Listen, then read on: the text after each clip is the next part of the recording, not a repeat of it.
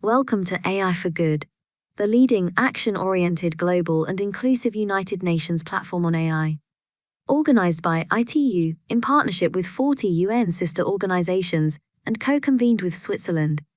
The goal of AI for Good is to identify practical applications of AI to advance the United Nations Sustainable Development Goals and scale those solutions for global impact. In today's session, we're counting on you to use the live video wall feature to ask questions and post comments to help create an engaging discussion. We encourage you to stay until the end, as we will hold a 30-minute networking session in the neural network. Here you can meet, ask questions to our distinguished speakers, connect, and chat with the AI for Good community. It is now time to kick off the session and welcome our first speaker. The floor is yours. A very good day to everyone, and thank you for joining our session today. Welcome to AI for Good and our webinar on Machine Learning in 5G Challenge. My name is Mia Nishio from ITU, the International Telecommunication Union, the United Nations Specialized Agency for Information and Communication Technologies. The Machine Learning in 5G Challenge, now in its third year, aims to create a community to solve network-related problems using machine learning. The Machine Learning in 5G Challenge this year features a dozen problem statements, 2 of which come from Japan, namely network failure prediction and location estimation. Today, we're excited to host interesting talks from professors and researchers in Japan as we launch the 2022 Japan Challenge under the ITU AI/ML in 5G Challenge. We are counting on you, the participants, to create an engaging discussion.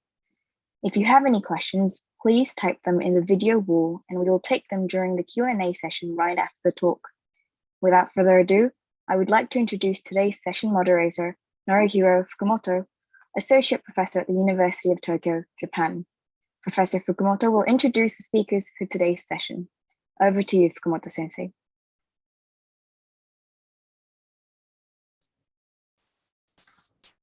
Yes, thank you for the introduction. So, hello, good evening and good morning, everyone. And thank you for participating on our webinar regarding ITU AI Machine Learning in 5G Challenge. My name is Norihiro Fukumoto from the University of Tokyo. I'm acting as a moderator of this webinar, and I'm happy to introduce our activities and our problem statements in Japan Challenge. So here you can see the agenda of this webinar. This webinar consists of 2 parts, and the first part, we will invite 2 AI machine learning experts, and they will give the tutorial sessions. I hope that these talks will probably be a good reference for this AI machine learning challenge. And at the second part, the 2 problem masters introduce their problem statement respectively. At first, let me give the overview of the ITU AI Machine Learning in 5G Challenge. In this challenge, simply participants of the ITU AI Machine Learning in 5G Challenge solve real-world problems. Participants should make their teams and they create, train, and deploy machine learning models for communication networks. The last year, over the 1,600 students and professionals from 82 countries competed for global recognition and prizes. And this challenge is sponsored by the MSIT Korea and the ZTE. and hosted by mainly many organizations, as you can see. From Japan's side, Rising and KDDI Research is hosting the problem statements we will introduce today. So here's the timeline of the challenge, including some important dates. Now we are in the beginning of July, and we are in the competition phase. Participants can register your favorite problem statements by the middle of October, and the deadline of the submission of the solution is the end of October.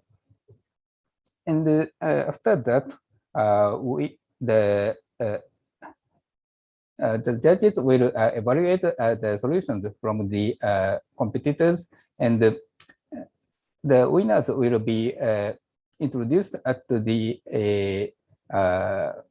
Grand Challenge Finale held in the middle of December.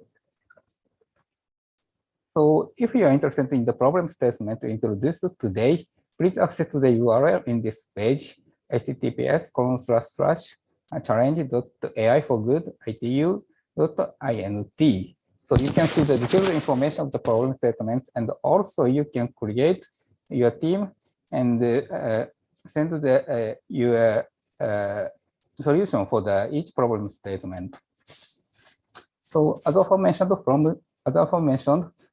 from Japan's side, Rising is hosting the problem statements. So Rising is in a special ad hoc community of the IEICE, the Institute of Electronics Information and the Communication Engineers. The purpose of Rising is to introduce, discuss, and gather information on the research of intelligent communication technologies and the system with AI. Okay, so let's begin the main part of this webinar. So the first presenter is Professor Akihiro Nakao. He will give expert talks, and I hope that his talk will give insights regarding the AI and machine learning. So Nakao Sensei, could you please begin your presentation?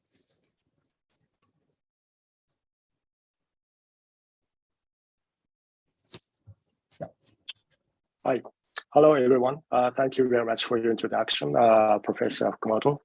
So now I'm giving the invited expert talk. This year, so AI ML in 5G challenge. I'd like to talk about a motivation for test participation and a success story in the past. So today's talk is a little bit different from the previous years.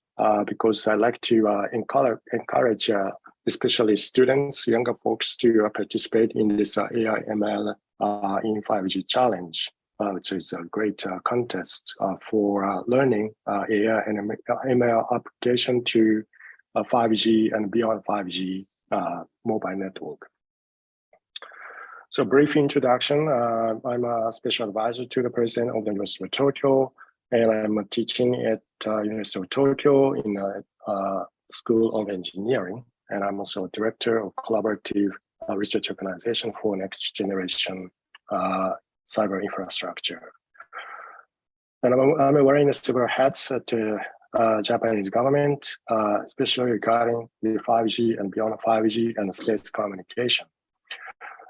So let me start my presentation with a 5G mobile network, which has become a social infrastructure. So last 2 days, so we have major disruption in a mobile network operated by KDDI, but KDDI is already restored services after a nationwide outage. Now, almost 40 million users have been impacted. And because everything is connected to the mobile network and function as a lifeline, the impact was enormous because people's lives depend upon it and so heavily. So my conclusion from, the lessons learned from this incident, we must invest on mechanisms to detect communication failures in advance, utilizing AI, ML, and other technologies. So, we are working on a beyond 5G mobile network, and now we are in year 2022. But now in 8 years, we are expected to see that beyond a 5G mobile network soon. But in order to develop this next generation cyber infrastructure, so we have to work hard on the study of technical specifications. And by the year 2025, we have to decide on what to be standardized at ITU and other standardization organizations. In Japan, we identified key features for beyond 5G, and we identified 7 directions, technical KPI for various features, the further upgrade of 5G features, and the features that add a new added values to the society.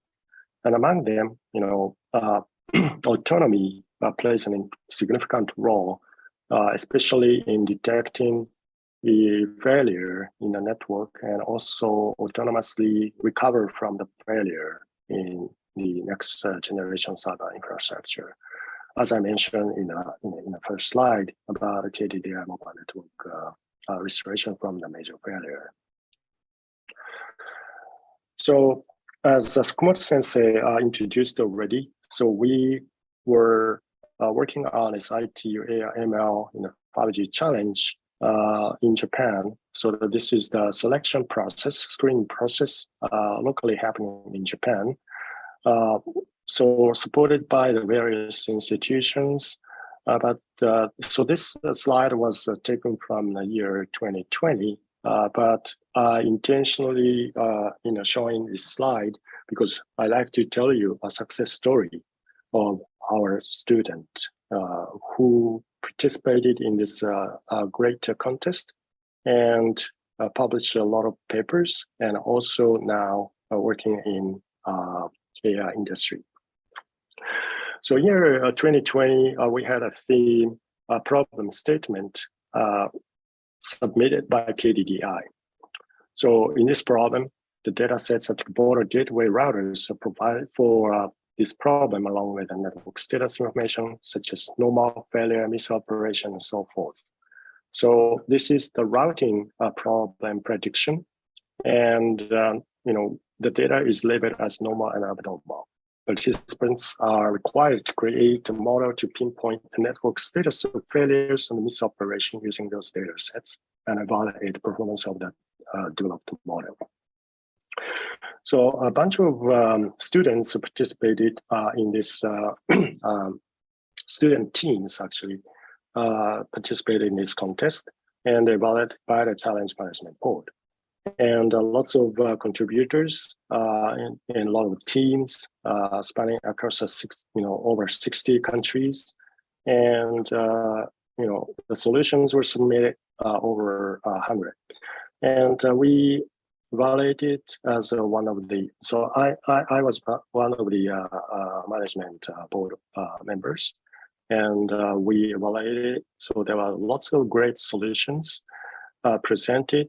And among them, so we are selected some teams and encourage them to publish in the ITU journal. And the result, from my lab, so I didn't help them at all, but they worked by themselves and won a bronze champion, 3rd prize in a global round at ITT. So this was a great honor to my student, but the result has been published in ITU journal also. So I was so this time I participated in sharing this paper, but it was a great experience for the students. So the first 3 are the students in my lab, and they are very happy about this journal publication, as well as the prize that they got at the global round in ITT. So the story didn't end here. So this is the slide by my student, and so they presented this extended work at the Rising conference introduced by Professor Fukumoto.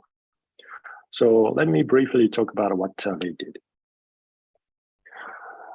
So they took this problem set provided by the KDDI and tried to solve in a different way using more advanced technology of AI and machine learning. So they like to generate the fault data and improve the performance of the fault detection. So using GAN. So those are familiar with GAN technology. So you know, we can probably review a little bit because of time constraint today. But before that, so I'd like to introduce research and development of a super intelligent computing architecture. So this is a joint work by KDDI and UTokyo. So UTokyo is interested in detecting the network failure and hopefully restore the network from the network failure by autonomous technology. So, but problem here is that we don't have enough data to train the machine learning model because network failure data is not so much compared to the normal operation data. So what we thought about is that using the generative adversarial networks. Well, so this is often used in image recognition. We have a training set, and but we can generate the fake image from a random noise, and there is a discriminator to tell this is real or fake. So generator and the discriminator tries to win over each other. So that's why, so this result, so the generator is trying to generate so authentic image as possible. And on the other hand, the discriminator wants to discriminate real and fake in a decent way. So they, after training, so they are very good at doing their own job. So we use this idea for generating the network failure data. So there is a GAN and a conditional GAN that we can use. So the details is written in this paper. So you can take a look at them. But briefly, we can introduce what they did in this work. So they generated the network failure data by various GANs. So there is a variation of GAN, double GAN, C-GAN, and double C-GAN. Okay, but you can take a look at this generated data and generated data processed, and then we can use that to train the data, to train the machine learning model to detect network failure.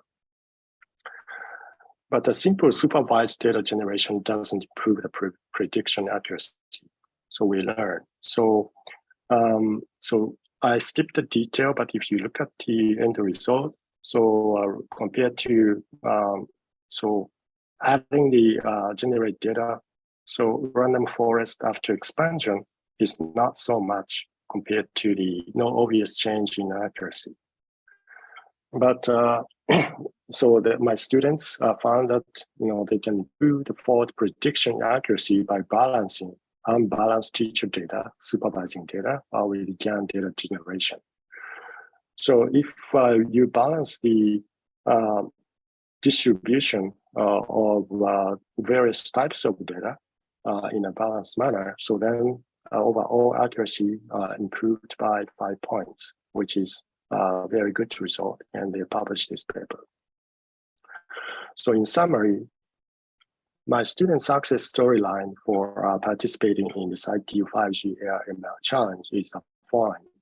So they first participate in a contest in a local round. Well, it's a global round, but it's a screening process. So I'm calling it the local round. So they won the local round and participated in a contest in the global round. They went to ITT. Then they won a global round and got awarded, but they didn't stop there. So they submitted the result in journal and published that, and did other publications. And finally, they extended the research and published more and put the results into practice. So their result is now taken into the joint work with KDDI and UTokyo, and hopefully those technology will be put into practice in the real network. Okay, in summary, so what I wanted to tell you today is that everything is connected to the mobile network and function as a lifeline. So the impact was enormous because people's lives depend upon it so heavily. So we have to invest on a mechanism to detect communication failures in advance, utilizing AI and ML and other technologies. And one can participate in ITT AI for Good, machine learning in 5G challenge, and build one's own success story. So this is the end of my talk, and I hope to participate in this great challenge in the near future. Thank you very much for your attention. This is the end of my talk.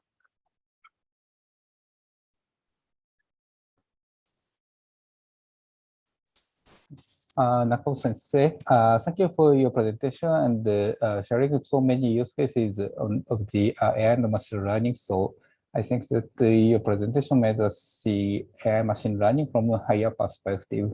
So if you have any question or comment, please enter your message on your chat window. So don't hesitate, and this is a very rare occasion. So don't hesitate and enter your message, your comments.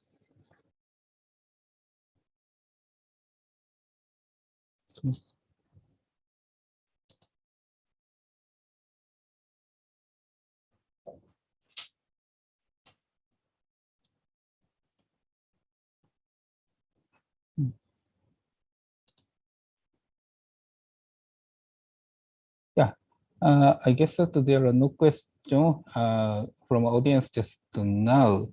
So I think that I will take Q&A time at the last of all of the presentation. So if you have any question, comment, so please enter from the chat window. So I will move on to the next presentation. So the second presenter is Dr. Anand Sawabe. He is a researcher of Rssi Corporation. So he is an expert of the AI and machine learning challenge. And I hope that he will give practical approach for this challenge. So Sawabe-san, could you please begin your presentation? Okay. Yeah. Okay, can you see my presentation? No problem. Okay. Yes, perfect. Okay, thank you. Thank you for the introduction, Fukumoto Sensei. And hello, everyone. I'm Anand Sabe from Rssi Corporation, Japan. It's a great honor for me to present my presentation today. And I talk about Think Machine Learning from 5G application view. Before discussing the main contents, I'd like to start this presentation from considering y equal fx. I think the equation you will see when you start reading books about machine learning. Of course, y is an objective variable, and x is an explanatory variable, and f is a function that connects x and y. So today, I want to think about this equation from a different perspective.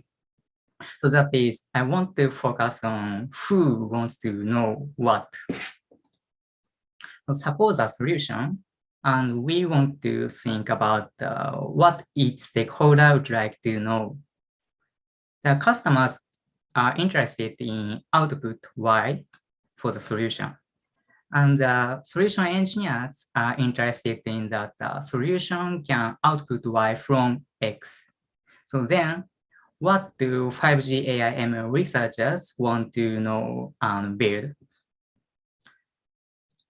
I think 5G AI ML researchers need to know all of Y, F, and X.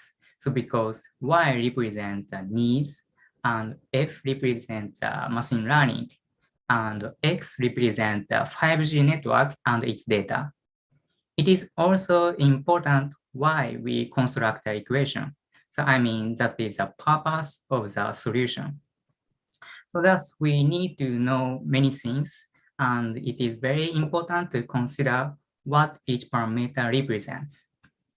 So with this in mind, I tried to summarize the purpose of this presentation. The target audience is beginners to intermediates in machine learning with some knowledge of mobile networking. I tried also to think why F and X together. So by looking at our study on end-to-end QoE optimization. Okay, let's move on to the main contents. So this is today's agenda. We will begin by looking at the motivation for end-to-end QoE optimization. As you know, IoT devices are already deployed in many situations. The vast amount of data from IoT devices makes it possible to analyze the real-world context in the cyber world. In addition, the cyber world would solve the optimal control and apply the control to the real world. So that is a cycle is created to improve customer experience. So in this case, 5G networks work as a bridge between the real world and the cyber world. What is required to 5G as a bridge? Let's think now. In other words, what do users want from mobile networks? The simple answer is that they are looking for quality in real world, so rather than the communication quality such as throughput. So for example, each solution requires different qualities like web QoE and video QoE for smartphone users, and the safety and performance in IoT scenarios. Therefore, it is becoming increasingly important for 5G researchers to control 5G networks to meet diverse qualities from an application view. So I named this presentation from 5G application view. So therefore, we aim to maximize QoE by controlling end-to-end communication, so from application to the cloud. So today, I tried to introduce some research example of our study, but it's related to the machine learning. So specifically, I look at the application identification in the analysis part, and the radio resource optimization and video traffic optimization in control part. Okay, first we look at the in-network application identification. In recent years, almost all traffic is already encrypted. So from the user's perspective, traffic encryption provides a benefit of the secure communication. So, but from the network operator's perspective, the control target is encrypted. So traffic encryption makes fine-grained control difficult. So therefore, application identification is one of the key challenges for network operators. Here, X is a traffic feature and Y is an application. So our method to identify application is based on a hidden Markov model. So, but it's just one method. So, which is hierarchically trains potential state transitions in traffic patterns. So traffic patterns change continuously like this figure. So first we use the adaptive quantization first. So then the quantized pattern are hierarchically clustered to estimate the application like this figure. Since the number of applications has increased, so we have also introduced an online learning mechanism. The idea is very simple. So it is based on the similarity of probabilistic state transitions and applications with new traffic patterns are added as a new application. So this page shows the result. So I mean, this page shows why. So that is the identification results of smartphone applications when running some applications. The upper 4 time series data show traffic features. The lower 2 sequences show the answer and estimated applications. So these results show that by online update the estimation model, so proposed method can estimate application correctly. We move on to the next case. So radio resource optimization. So in mobile communications, various applications are connected. So optimal resource allocation for each application is required. Here we propose a dynamic optimization that take advantage of mixed numerology, which is supported by 5G new radio for the flexible resource allocation. Now, X is a context of users, so such as radio quality, so radio condition and application and traffic patterns. And Y is radio resource allocation. So before discussing the details, so let me explain what mixed numerology is. So in mobile communications, a subcarrier spacing type is called numerology. So I mean this small box means the numerology.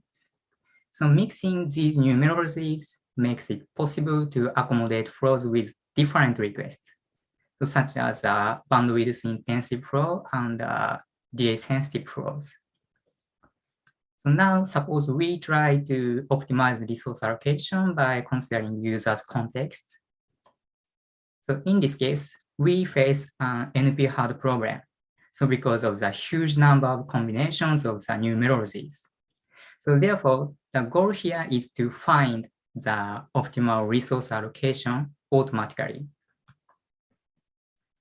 Okay, then we consider a mixed numerology profile selection framework. Feature set X is shown in the left table, and output Y is a mixed numerology. So here there are 2 requirements for machine learning.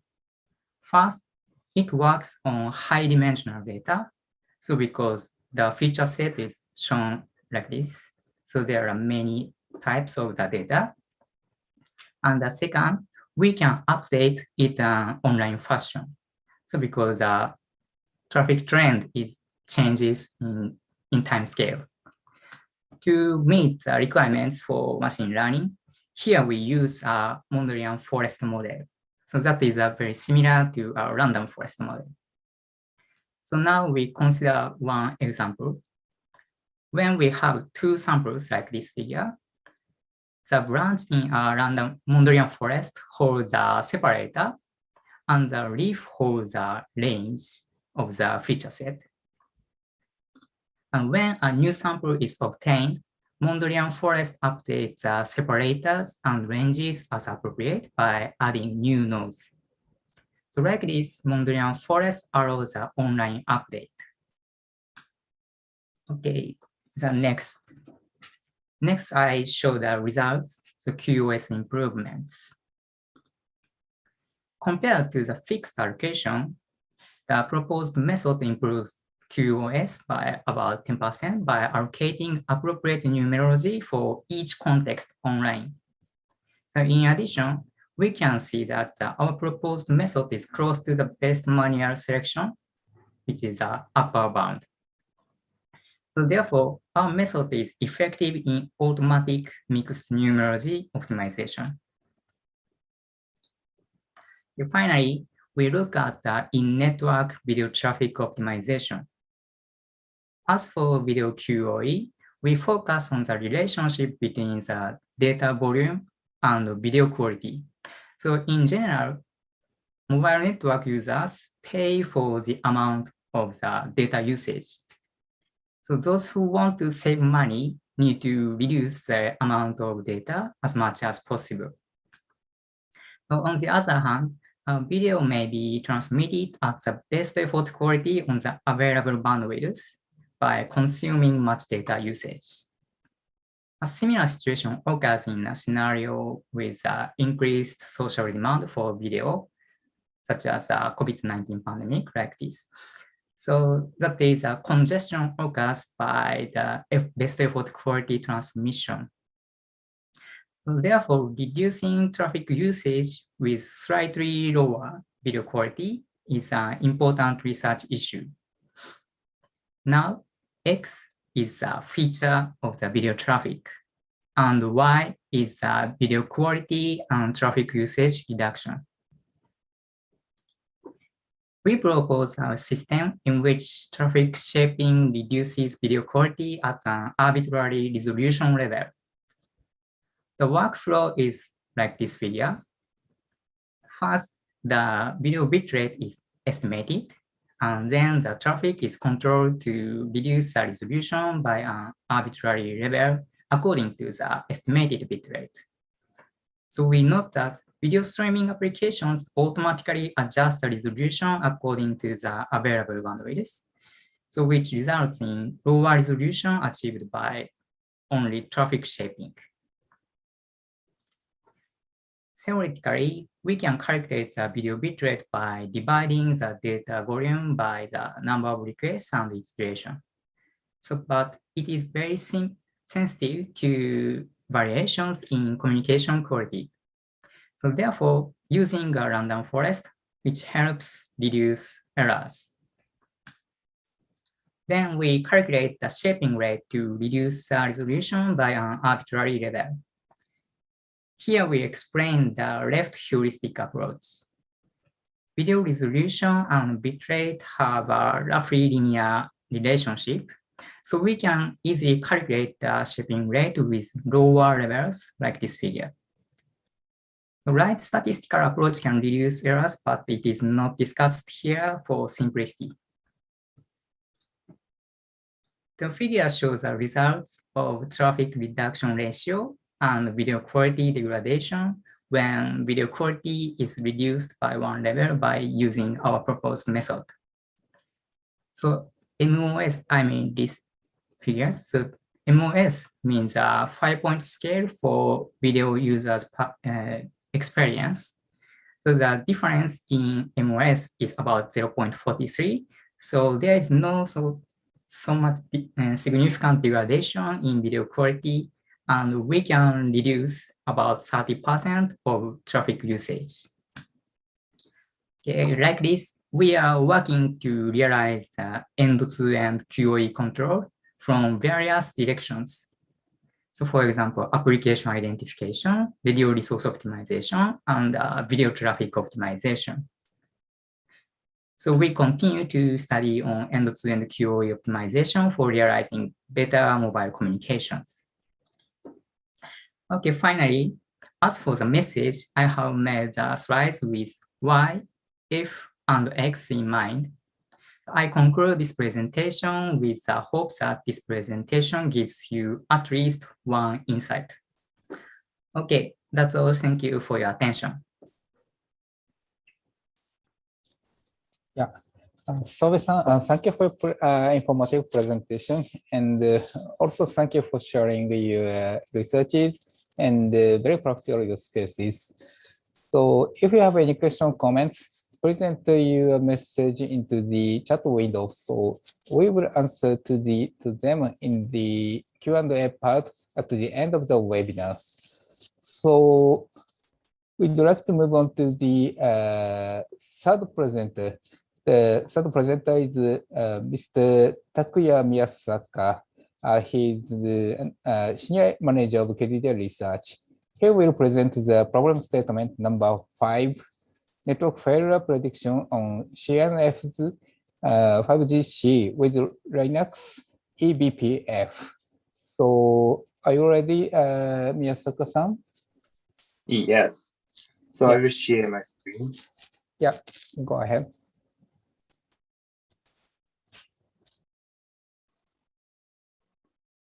So can you see my screen for the presentation mode? Yeah, perfect. Go ahead. Okay, so Fukumoto-sensei, thank you for the introduction. And my name is Takuya Miyasaka, and I am, the senior manager of the KDDI research. And today I'd like to talk about our, the problem statement of the challenge, which is, the network failure prediction on the CNFs 5G-C with Linux eBPF. So before talking about the actual the problem statement, so I'd like to introduce the background of our the activities. So as you may know, the usage of the cloud native network function CNF in the telecom industry, like 5G and MEC NEC, have started to emerge. So the benefit of the CNFs will include, the quick service deployment and the operation and the management flexibility.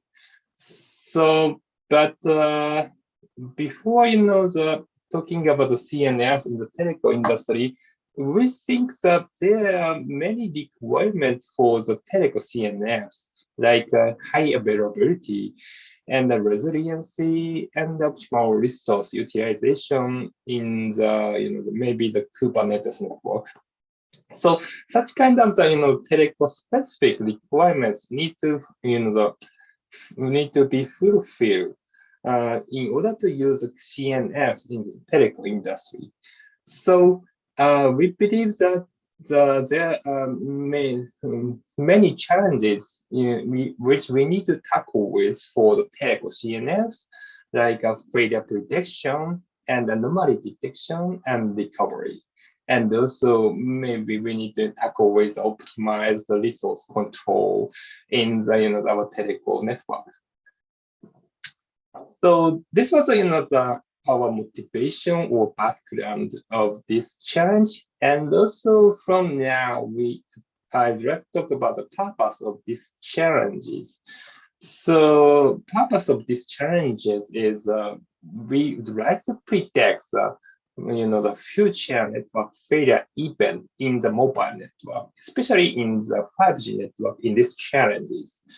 So as you can see from this diagram, so network operator or mobile network operator is operating the the mobile network like 5G core network in their the network platform like Kubernetes or Docker or OSM.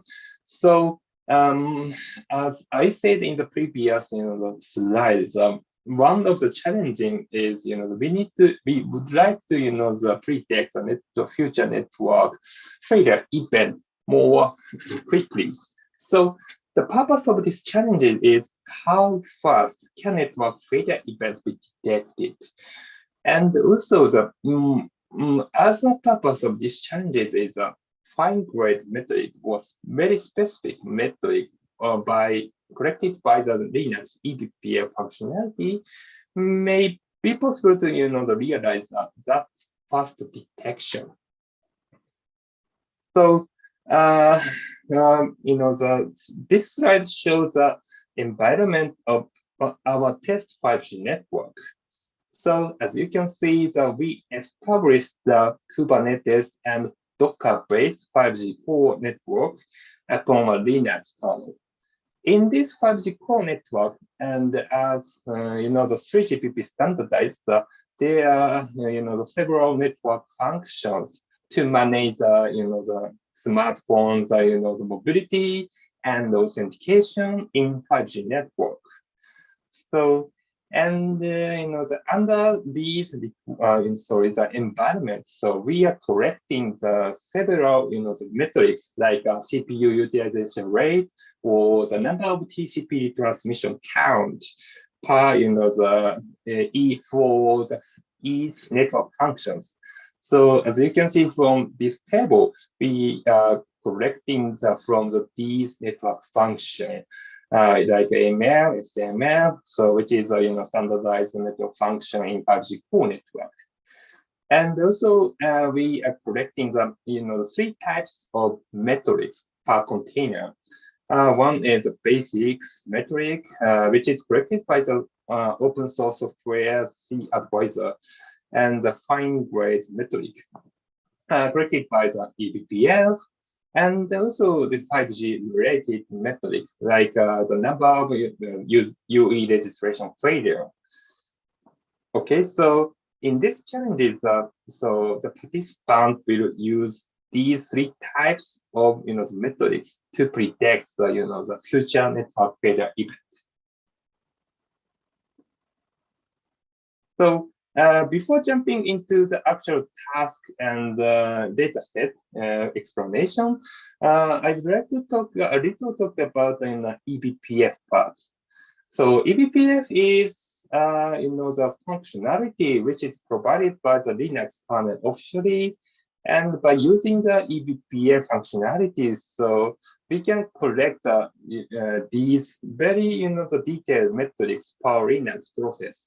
So, for example, we can collect the number of TCP transmissions per the Linux process. So one of motivation of these challenges is by using these fine grade metrics.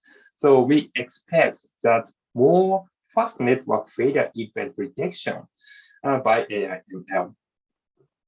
And this right side graph shows the number example of the TCP retransmission, which represents the number of TCP retransmission and the packet loss network failure events.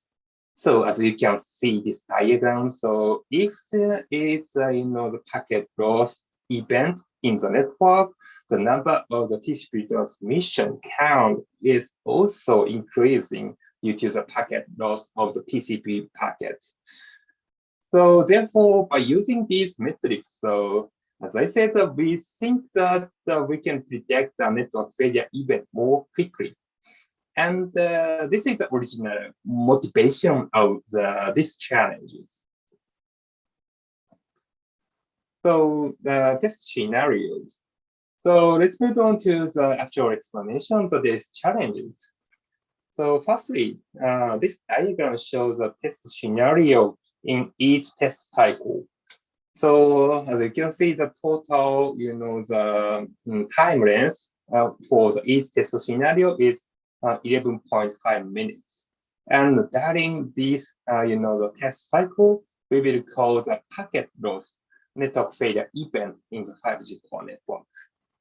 And at the first phase of the test scenario, we need to initiate a 5G core network for the preparation phase. And after the preparation phase, so we are starting the the network failure event. So okay, so I need to talk about the normal operation for the mobile network. So as you may know, that each the customer or 5G users try to connect their own MNOs the 5G network. So we also simulate such the activity like 5G user registration and deregistration to our the experimental 5G core network. And regarding the network failure, so we starting the network failure at 5.5 minutes, and during the network the failure event duration of the 10 minutes, we started from the 0% to 5% of packet space linearly in our 5G core network. So this is the one test scenario, test cycle, and during the test cycle, we are collecting the three types of metrics per 10 seconds, and this is all of the each one test cycle, and we repeat this the test cycle and collect data. And the collected data is becoming the data set for your challenges. Actually, so we repeated this, the test cycle about 900 times. So from this slide, we will talk about the actual data set format. So we will provide the two types of data sets. So one is for the AI ML model training. So ML5G PSL05 train.csv file. So this file is for the model training dataset, and this the CSV file includes a 600 test cycle dataset. And the second one is for the test. So ML5G, same one, and the test CSV is a data set for the test and evaluation of your data model, not data model, not AI ML model, and your AI ML algorithm. So this test CSV includes a 300 test cycle. And this the bottom diagram shows the actual dataset format. And as you can see that there are three important the rows, time, level, metrics. And from the following slides, I will explain these parts more detail. So first is time. So each time, so in this case, so as I said, we are collecting the metrics per 10 seconds. So this each one time has this structure. So start time of the network failure for that test cycle, hyphen number, and underscore current time. I think it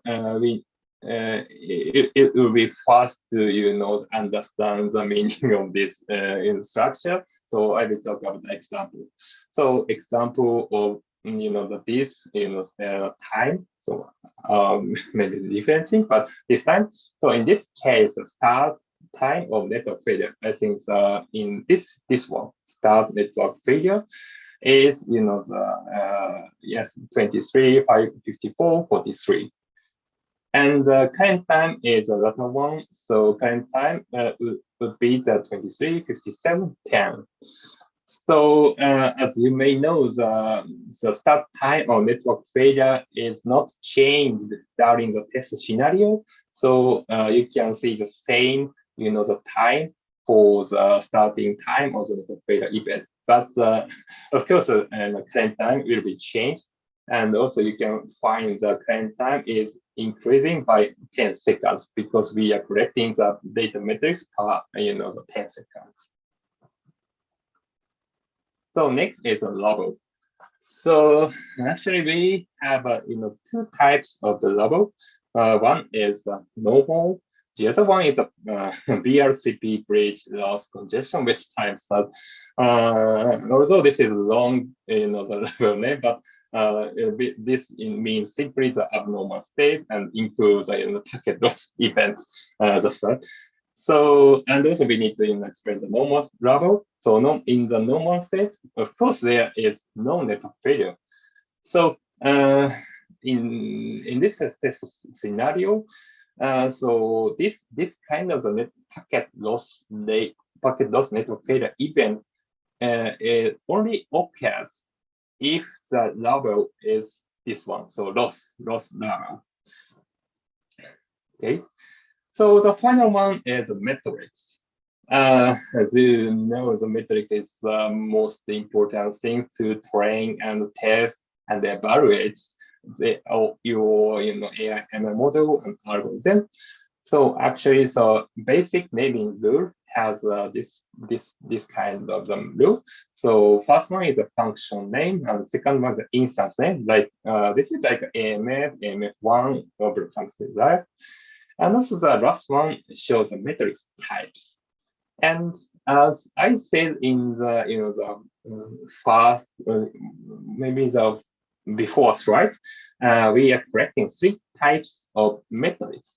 So I explained these metrics in this slide. So firstly, the basics metric, like a CPU utilization rate or memory utilization rate of the, for example, AMF. So for the basics metrics, the metric type begins with app.cAdvisor. cAdvisor is, as I say, the name of the open source software we utilize for collecting the the per container metrics in Kubernetes network. So for example, in this case, MF app cAdvisor interface NCC container network transmit errors shows transmit error of the network interface of underscore NCC. And the second one is fine-grained metrics, which is collected by the eBPF Linux functionality. So this metric, the metric type will begin with the infra. So example is MF infra TCP retrans, this IP retransmit count. So this example will show the number of TCP retransmission for the TCP session between these IP addresses. So as I said in the previous former slides, we can collect more details metric like this kind of TCP transmission for each TCP session. And finally, the 5G metrics. So 5G metric will begin with app.5c. So example is MF app.5g the registration. I mean, REG actually means the registration. REG init file. This will represent the number of registration initialization failure from 5G user agent request. Okay, so this is the whole explanation of the provided data set to you. So from now we will jump into the actual task. So in these challenges, we have two types of the task. Task one is the basics, and task two is advanced one. So firstly, I'm going to talk about the task one for the basic one. So the purpose of this challenge is the same, and we want to predict the future network failure event. So in this slide, more detail includes more detailed things. So in this task one, basic one, so you can use every metrics to predict the future network failure event, and also this is more precisely. So you need to predict the number of registration failure of the 5G network at 10 minutes is 600 seconds. So and also you can check the number of registration failure by this metric. And how to determine that the network failure event is occurred in test cycle is if predicted value. For example, in this diagram, this purple dot is a predicted value is more than a threshold. So in this case, the network failure event will occur in that test cycle. This is a very simple explanation, and I will talk about more detail in the following slide. And also finally, the evaluation criteria. So evaluation criteria is detection time T. So in this case, at the detection time T, so you predict the future, the number of registration failure for the 10 minutes. So this time T is evaluation criteria. And also there is one restriction that at the detection time T, so you need to achieve over 0.9 of F1 score. Okay, so I will talk about more detail for the task one. So I think we have a 3-step: train, test, and evaluation. And the first one is the train phase. So in this train phase, so as I said, you need to use the train CSV. And in this train CSV, we have 600 test cycle, like 1, 2, 3, 600. So you need to train your own AI ML model to predict the number of registration failure at the 10 minutes or 600 seconds. And the second is a test. Maybe this is the most important phase. And you need to use another CSV file for the test. And this test CSV includes 300 test cycles. So actually, there are 3 steps. So firstly, you need to determine one detection time t, like this one. So in this, example, we set it that the example t is 180 seconds. Yes. And the secondary, so please use your own, trained AI ML model and predict the future number of registration failure at 10 minutes or 600 seconds, so like that. So as you can see from this diagram, please predict the, after 600 minus t seconds. So, and finally, this is mainly simple. If the predicted value, this one and this one, is higher than a threshold, the test cycle will include a network failure event. So you can, guess that this test cycle will be the loss event, and also the test cycle for the number 2. This is the under the threshold, so you can guess that this test cycle will be the norm. And also the most important thing that the method of determining this threshold is left to the participants. So finally, the evaluation. So for the evaluation, you need to calculate the F1 score. So there's no the special thing. So please create a confusion matrix from your test result, and please calculate the F1 score and confirm the F1 score is higher than 0.9. If not, please consider longer T or another AI ML model. So in this example of the confusion matrix, the F1 score is 0.96, which achieves the regulation. So task 2, as I said, task 2 is advanced one, but actually the most of the task is same as the task 1, except for this red one. So you can select a part of metrics from every matrix to detect or predict a future network failure event. Like this diagram, as you see that there are many metrics for the AMF, but you can choose some of the metrics to predict the network failure event. Actually, the purpose or motivation of this task is we want to reduce the number of the data metrics for the AI ML training and prediction and evaluation. So maybe you can choose the most important metrics which contribute to the AI ML model in these challenges. And regarding the evaluation criteria, of course we add the number of metrics we used. Of course, this is a less expensive.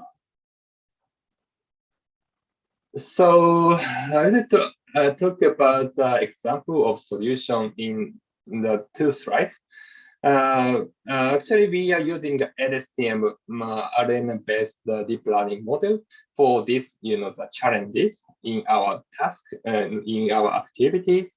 So we are using the Lstm model, and as I said, the input for the Lstm model, we utilize every metrics, basic, eBPF, fine-grained metric, and 5G related metrics.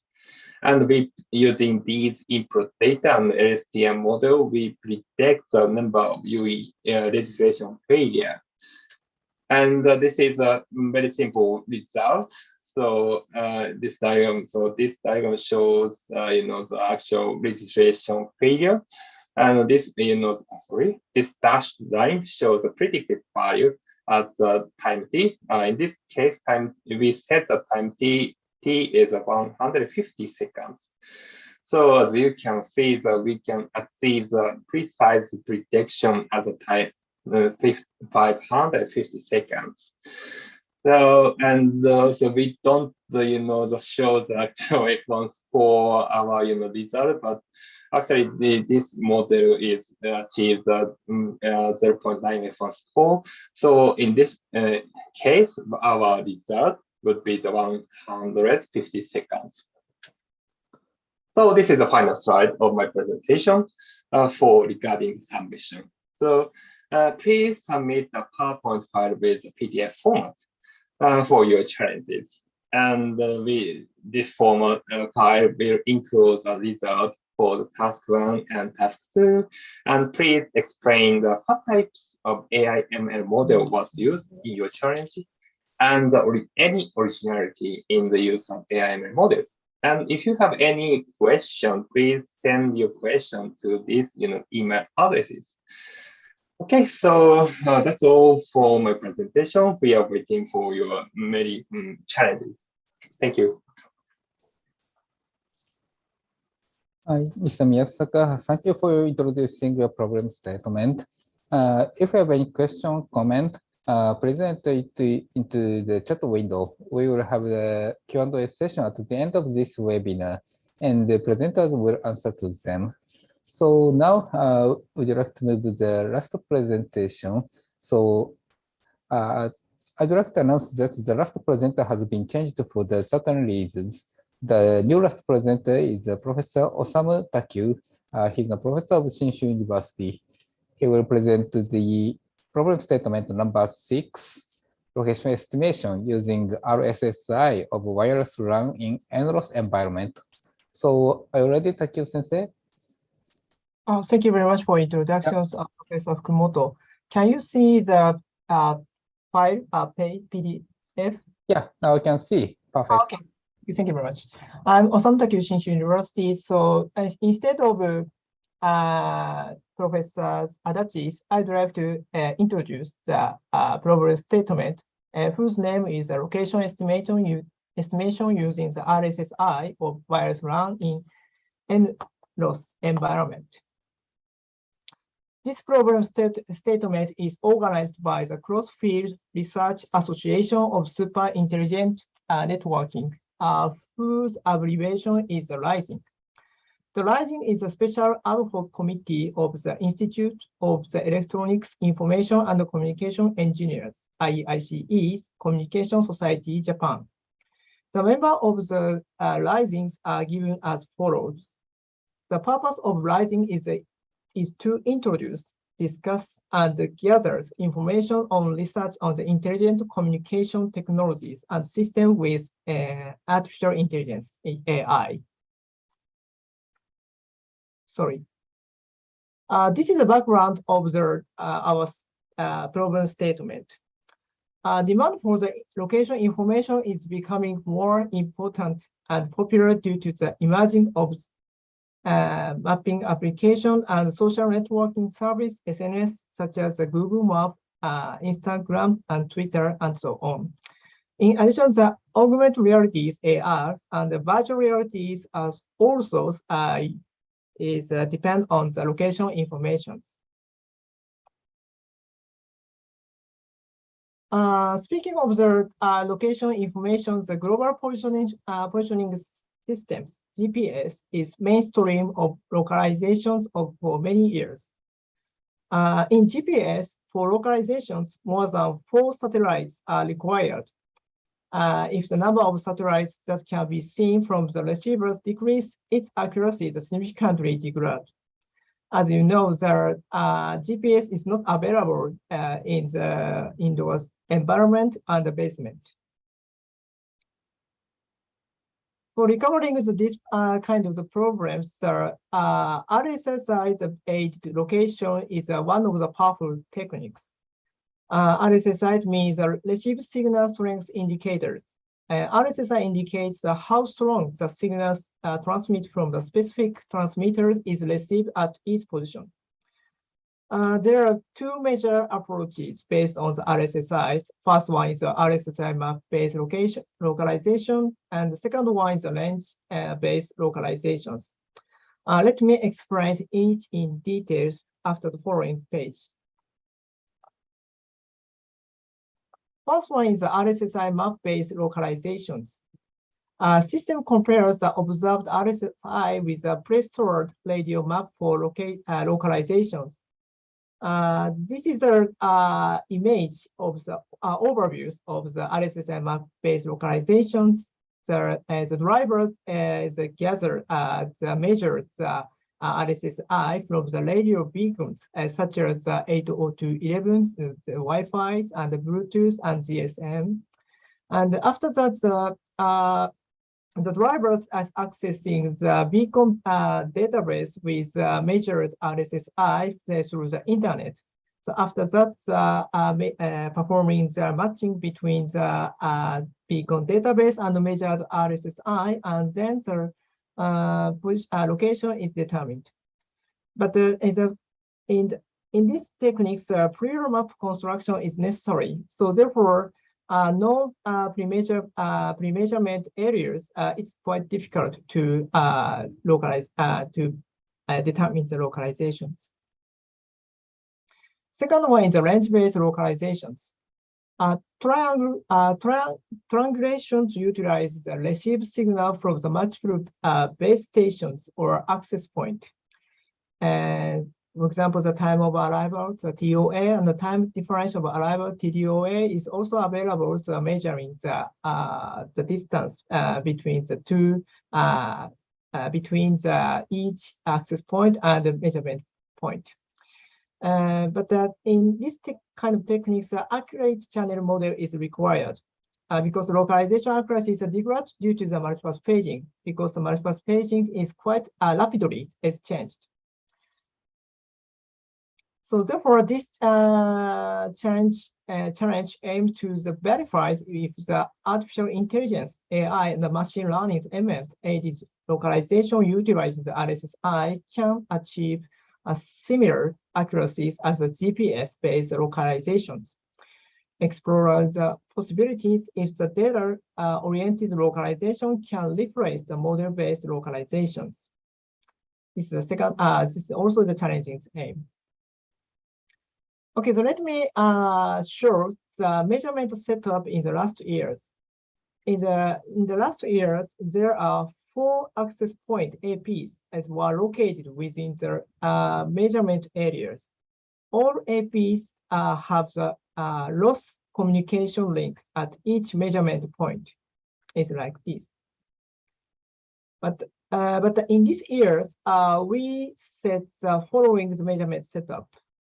Also, there are 4 access points were located within the measurement area, but the following is slightly different. Mixed loss and n-loss conditions was considered at each communication link. So therefore, slightly the positioning or localization becomes difficult. Location information of APs and measurement points were obtained by GPS, and RSS were measured at each measurement point.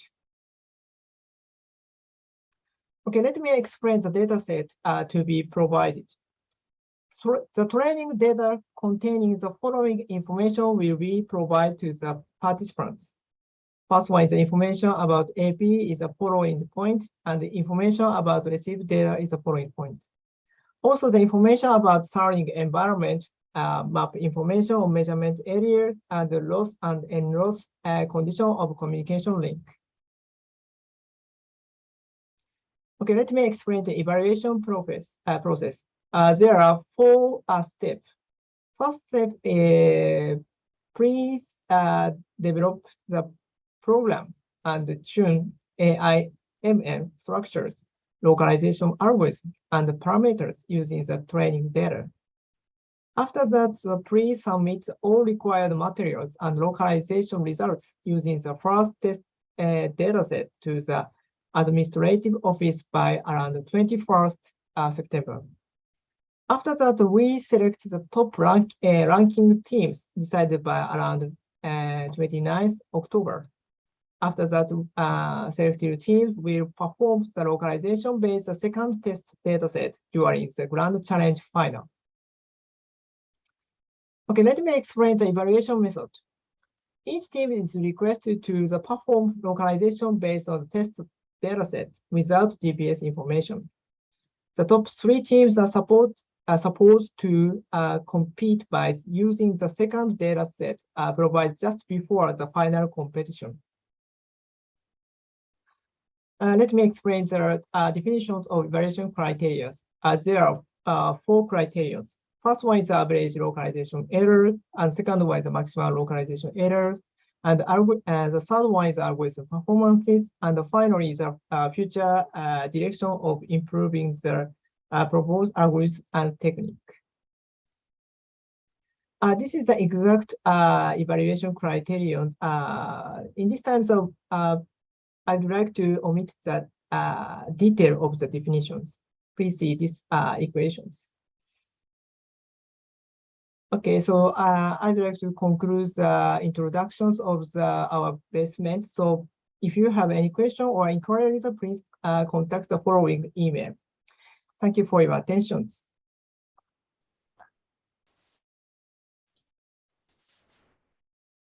Takeo Sensei, thank you for the presentation. So I'd like to move on to the Q&A session. So yes. Yes, now we have a question for the Saobe-san's presentation. So the question is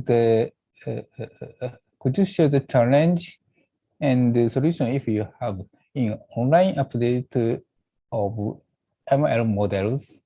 So Saobe-san, can you answer to the question? Okay, today I presented 2 approaches to online learning. The first one is update some probability model in estimation model, so which is used for the application identification. This approach requires to understanding learning process in detail, so but it is flexible to customize training model. But I also provided second approach. The second approach is to use machine learning technique developed for online training, so which is the Mondrian forest. The Mondrian forest model has an advantage of online update compared to the random forest model. So I cannot say which approach is better simply, but I think using machine learning for online update is easy to use. So I recommend. So that's all. Okay, thank you, Saobe-san. And if you have any question, comment, so please enter it into the chat window. And now we can receive the questions for all of the presentations. Fukumoto Sensei, can I ask a few questions, please? Sure. Thank you so much. Thank you for the excellent presentations. The first question is about the prizes. Could you please explain, Fukumoto Sensei, are there prizes for the participants, and what for both of these problem statements? Are there prizes from the host? Of course, from ITU side, we do have prizes and certificates, but what is from the host? Please, could you please explain? Yes, I think that we will provide the certification plaque for the both of the problem statement. I think that that's all. And but I think that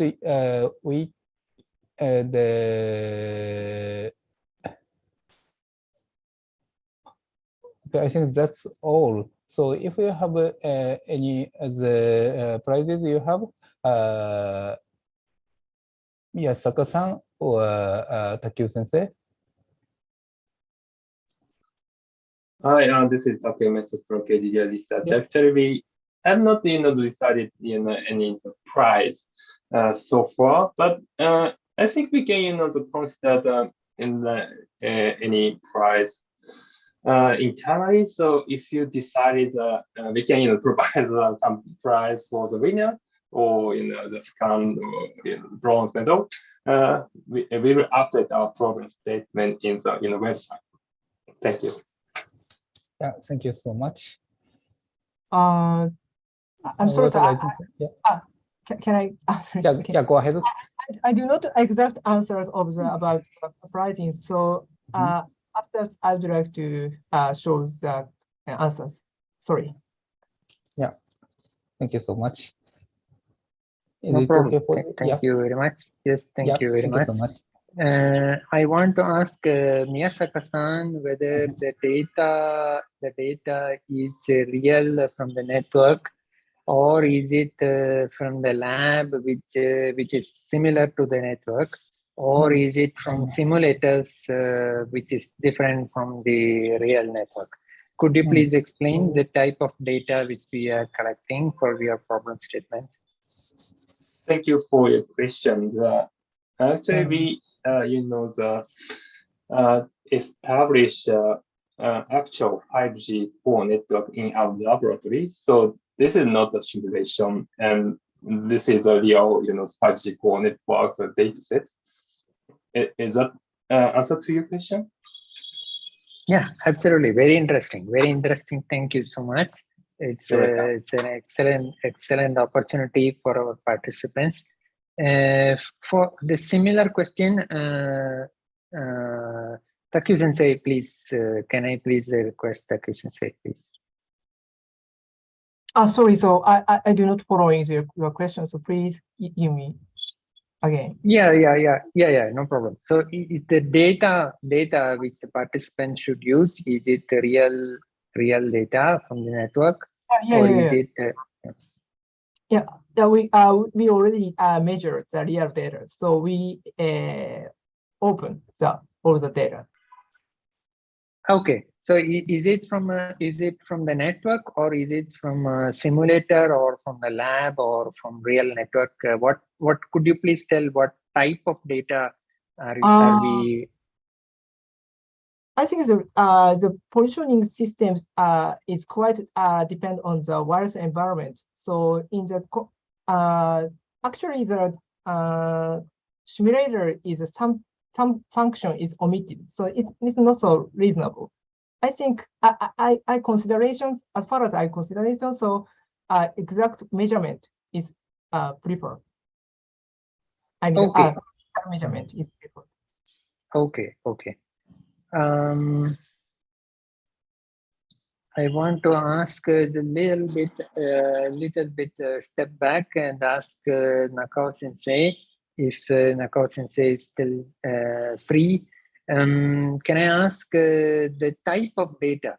The type of data you mentioned about data generated from GANs, the different type of GANs, but the type of data, especially the data models which you are generating from the GANs.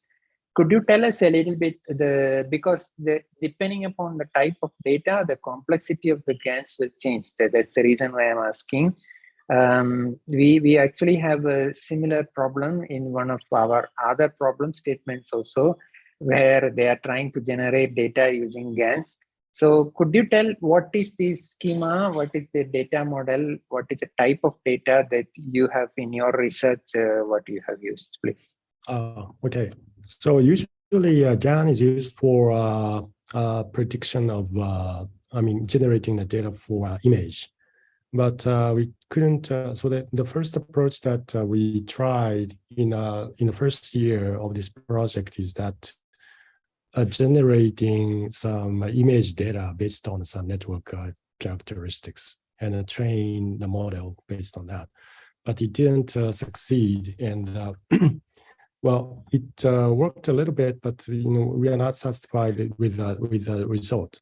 So what we did in the next year is to take the network characteristics data and prepare a vector of the high dimensional vector data, and treat that as an input to GAN, and we train the GAN model. And the type of the data, so there are several features like a node down, interface down, packet loss, and packet delay, BGP injection, and hijack. So this type of network characteristics data is vectorized and input to a GAN model. And after training this, and after generating the data, so we use the random forest to compare the result of original data versus generated data. So the machine learning part, the generation of the data we use GAN, so which is a little bit advanced, but for prediction, we use the random forest, which is a kind of basic method. Thank you so much, Nakao-sensei. Yes, that was my next question. How did you evaluate the quality of data? Yes, thank you so much for answering that as well. Let me now ask Sawabe-san again. This mobility in your studies, have you handled the mobility in your studies, or is it stationary? UEs are stationary in one place.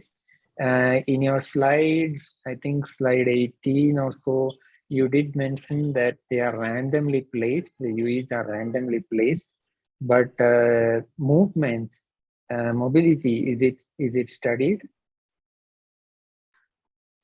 No, I can answer the no. So because it's very complex problem, so I remove the complexity. So I use a static scenario, but it's a randomly location. That's all. One more. Thank you so much. One more question about what was your optimization? Are you trying to optimize the overall system throughput, or are we looking at user throughput or latency? What in your study, what are you trying to optimize? I use three metric, maybe two metric. At first one is a throughput. So this parameter is used for the bandwidth intensive flow, and the second part is a delay sensitive flow. So I measure the delay, so which is used for the QoS measurement. Okay. Very good, very good. Thank you so much. I believe yes. About the challenge, let's get back to the challenge. Maybe Miyasaka-san and Takyu-sensei can answer this question. The test and the test data. Are you going to release specific test data, and when it will be released? Is it later? Is it secret test data that you will release later? When can we have, when the participants would have the test data, please? Thank you, Bisha. Thank you for your question. But I'd like to clarify your question. Do you intended to say that you want to ask to the publish our test data, for example, in the ITU website? Actually, if I remember correctly, we have already the upload our data set in the ITU's website. Sorry, how can I say? But I think that if some register our program statement, I believe so anyone can download the data set from the AI for Good website. Miyasaka-san, what I mean is the participant will use the data which is currently available for training the models. But when you want to verify the models, when you want to score the models, you may use some test data, or you want the participant to test the models which they have trained on the current data on some secret test data which you will release later. Not now. Yeah. I get the point. Actually, so for the KDD, so 5G program statement, we have uploaded two types of data set. One is for training, and the other one is for test. So my answer is we have already uploaded the test data in the website. So any participant can train their own AI model and try to use such model and to evaluate that model by using such test data.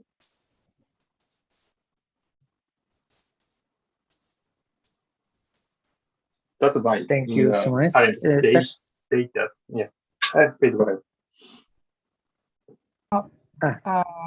Okay, I'd like to answer your question. So in our problem statement, there are two data sets. First one is a measurement set of its data will upload in the website. So therefore, anybody accessing this kind of data. But the second one is it's closed in only after we selected the 3 members for final challenging. So after that, we open the second test data. I'm not sure the second data will open or not. So okay, I understood. Yes, thank you so much. Yes, that's all the questions that we have. Thank you so much, Fukumoto Sensei. And back to you, Fukumoto Sensei. Yeah, thank you so much. Thank you for your questions and answers. So if you have any question, comment, so please enter it into the chat window. So now we have no question more.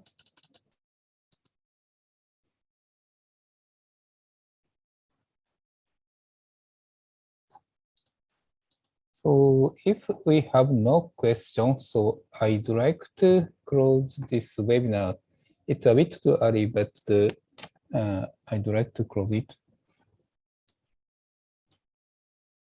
Okay.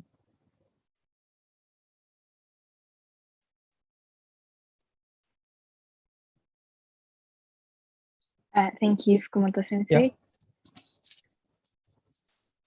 Are you okay to close? Yeah. Yes. Okay. So okay, so it's a bit too early, but I'd like to close this session. So thank you very much for attending the webinar. So and we are looking for your participation to the problem statements. So Mia-san, will you give some words? Yeah. Yes. Yeah. Go ahead. Okay, thank you very much. Thank you very much for sparing your valuable time to join today's session. I would like to thank Fukumoto Sensei for moderating the session today, and as well as thank all speakers for joining us. Please note that the challenge is open for registration and participation. The link for registration is posted in the video wall. You can start working on your solutions and submit the results in the portal. We have more sessions planned in the near future. Please check the AI for Good program page for details. You can also interact with us and other participants on the Challenge Slack channel. We are looking forward to your participation in the 2022 edition of the ITU AIML and 5G Challenge. Thank you for joining us and have a wonderful day. Yeah. Okay, thank you so much, and thank you again, and see you at the Grand Challenge Finale. Yeah. Bye-bye.